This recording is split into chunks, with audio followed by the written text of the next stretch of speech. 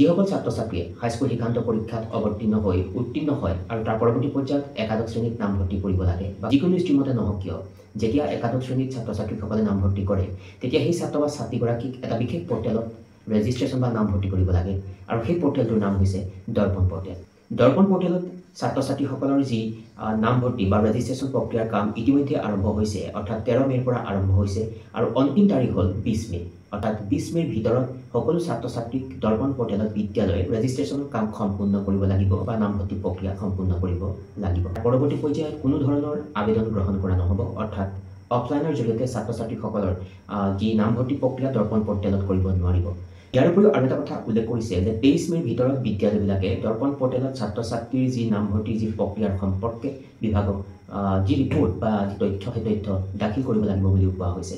আৰু এইখিনিতে এটা কথা উনুকিয়াব বিচাৰিম যে ছাত্ৰ ছাত্ৰীসকলে অফিচিয়েল যি ৱেবছাইট www.ahscc.assam.gov.in লগতে দৰ্পণ ahscc.online.in ৱেব যি চাইট অফিচিয়েল যি ৱেবছাইটত গৈ এই সম্পৰ্কে জানিব পাৰিব বা সকলোখিনি চাব পাৰিব।